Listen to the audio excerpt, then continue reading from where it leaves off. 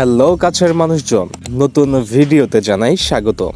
আজকের এই খেলায় আপনাদের জন্য থাকছে ম্যাগনাস কার্লসেনের সঙ্গে বাংলাদেশের গ্র্যান্ড মাস্টার এনামুল হোসেন রাজীবের একমাত্র ম্যাচের বিস্তারিত ভিডিও অ্যানালাইসিস। ম্যাগনাস কার্লসেন খেলছেন সাদা নিয়ে এবং এনামুল হোসেন রাজীব খেলছেন কালো নিয়ে। খেলাটি অনুষ্ঠিত হয়েছিল 2016 সালে বাকু আজারবাইজানে 42তম ওয়ার্ল্ড চেস অলিম্পিয়াডে। দর্শক, ম্যাগনাস কার্লসেন তিনি খেলেছেন 94.6% অ্যাকুরেসি নিয়ে এবং এনামুল হোসেন রাজীব তিনি খেলেছেন 78.7% অ্যাকুরেসি নিয়ে। ম্যাগনাস কার্লসেন খেলা শুরু করে E3 দিয়ে। এনামুল হোসেন রাজীব রিপ্লাইড করেন night F6, night F3, E6, C4, B6, night C3, bishop B7। Magnus খেলে D4, এনামুল খেলে বিশপ B4, নাইটকে পিন করা হয়। বিশপ D3 খেলে ম্যাগনাস কার্লসেন। নাইট E4 এ নিয়ে আসে Enamul Hossain Rajib. Magnus Carlsen king সাইডে ক্যাসেল করে। এই মুহূর্তে বিশপ টেক্স C3 হয়। এই মুহূর্তে বিশপ টেক্স C3 না হয়ে যদি এখানে নাইট দিয়ে নাইট ক্যাপচার হতো, পন দিয়ে নাইট ক্যাপচার হবে এবং বিশপ দিয়ে আবারও পন ক্যাপচার হবে, একটি পন কিন্তু লাভ হয়। তো যাই হোক, পন টেক্স বিশপ। এরপর এনামুল হোসেন রাজীব কিং সাইডে ক্যাসেল করে। ম্যাগনাস খেলে নাইট E1, এনামুল হোসেন রাজীব খেলে C5, একটি ইনঅ্যাকুরেসি মুভ। এই সময় তিনি এটা খেলতে পারত। F3, নাইটের ওপরে আক্রমণ করা হয়, night F6, E4, night E8। দর্শক, এই মুহূর্তে আমার মতে এই পনটা পুশ করা মনে হয় বেটার হতো। যদি এখানে বিশপ দিয়ে নাইটটি পিন করা হতো তাহলে আরও একটি নাইট নিয়ে এসে কিন্তু সেটাকে ডিফেন্ডিং করা যেত, প্লাস একটি মাইনর পিস কিন্তু ডেভেলপ করা হতো। Night back to E8, D5, D6, night C2, night D7, night E3 Magnus, night E2 F6, A4, A5, রুক A2, queen C7, Magnus F4, E takes D5, E takes D5 again, রুক E8। দর্শক, এতক্ষণ খেলা normal ছিল এবং Magnus Carlsen তার চূড়ান্ত আক্রমণ নিয়ে এখন থেকেই উদিত হয়। তিনি খেলেন G4, নিজের ডিফেন্সকে চুরমার করে দিয়ে তিনি কিন্তু এগিয়ে যাচ্ছেন প্রতিপক্ষকে ধ্বংস করতে। নাইট F8, G5, নাইটের উপরে আক্রমণ করা হয়, night back to D7, H4, রুক D8, H5।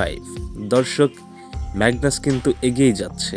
তিনি কিন্তু নিজের দিকে আর ভাবছেন না, তিনি প্রতিপক্ষের রাজ্য চুরমার করে দেওয়ার জন্য কিন্তু ছুটছেন।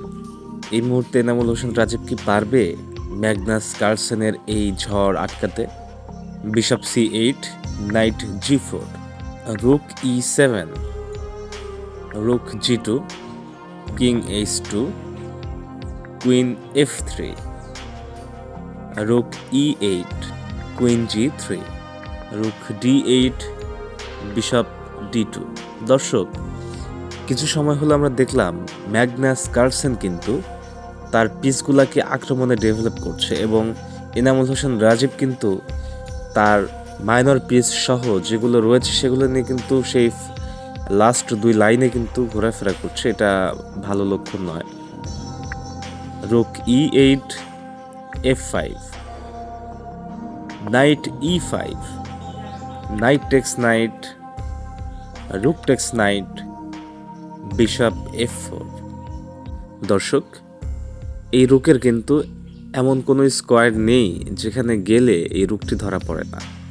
রুক একমাত্র E7 এ যেতে পারে, কিন্তু পরের বার বিশপ চলে গিয়ে কিন্তু কুইনকে এবং রুককে একসঙ্গে ধরবে। তো সেই জন্য ব্ল্যাক খেলোয়াড় এখানে খেলে নাইট D7, F6 খেলে ম্যাগনাস কার্লসেন, G6 পয়েন্টটি পুশ করে, H text G6, F text G6 এবং দর্শক, এই মুহূর্তে ম্যাগনাস খেলে একটি brilliant move, bishop text G6। দর্শক, এনামুল হোসেন রাজীব এখানে ম্যাচটা রিজাইন করে। যদি এখানে পন দিয়ে বিশপটি ক্যাপচার করা হয় তাহলে কুইন দিয়ে চেক, কিং G8-এ চলে যাবে এবং রুক H2 ফাইনালি এখানে কিন্তু চেকমেট হয়ে যাবে। দর্শক, এছাড়া এখানে আরও অন্যান্য মুভ যদি ঘুরিয়ে ফিরিয়ে দেওয়া যায় তবু খেলা বেশিক্ষণ থাকবে না। যেমন ধরেন, যদি নাইট এখানে নেওয়া হয়, নিয়ে যদি বিশপকে প্লাস এই পনকে দুটাকেই ধরা হয় তাহলে কিন্তু এই পন পুশ করে রুকের ওপরে আক্রমণ করা হবে। যদি এই পনটা কুইন দিয়ে ক্যাপচার করা হয় তাহলে বিশপ দিয়ে রুক ক্যাপচার করে আবার ডিসকাভার চেক এবং কুইন কিন্তু চলে গেল। তো যদি রুক দিয়ে এটা ক্যাপচার করা হয় তাহলে এটা ক্যাপচার হবে। এবং এইবার কিন্তু দেখেন নাইটটা কিন্তু অনেক বিপজ্জনক অবস্থায় পড়ে আছে। তো নাইট যদি এখান থেকে সরিয়ে নেয় তাহলে তো এই পন খেয়ে চেক হবে। তো যদি আবার রুককে নিচের দিকে নিয়ে যায়, এইবার কুইন দিয়ে এই পন ক্যাপচার হবে। এইবার কিন্তু যদি F6-এ নিয়ে এসে চেক দেয় তাহলে কিন্তু খেলা আবারও শেষ হয়ে যাবে। তো ধরে নিলাম রুক দিয়ে চেক দেয়, কিং সরে যাবে, কিন্তু এখানে থাকা বিপদ কিন্তু মোটেই কমবে না। সে এখানে যেটাই করুক না কেন খেলা কিন্তু এখানে থাকবে না। তো এজন্য সব কিছু মিলিয়ে এনামুল হোসেন রাজীব বুঝতে পারলো যে এই ম্যাচটা কোনোভাবে রিকভার করা সম্ভব নয়। এই ম্যাচে এনামুল হোসেন রাজীবকে ম্যাগনাস কার্লসেন ঘুরে দাঁড়াতেই দেয়নি। তিনি যে বোর্ডে নিজের প্রতিভা দেখাবেন সেই সুযোগটা কিন্তু ম্যাগনাস কার্লসেন শুরু থেকেই দেয়নি। এবং এছাড়া এই ম্যাচে এনামুল হোসেন রাজীবের কিছু ব্যর্থতা রয়েছে। তিনি অনেক ছোট ছোট ভুল করেছেন, যেই ভুলগুলোর খেসারত এই শেষ সময়ে এসে অনেক কঠিনভাবে দিতে হয়েছে।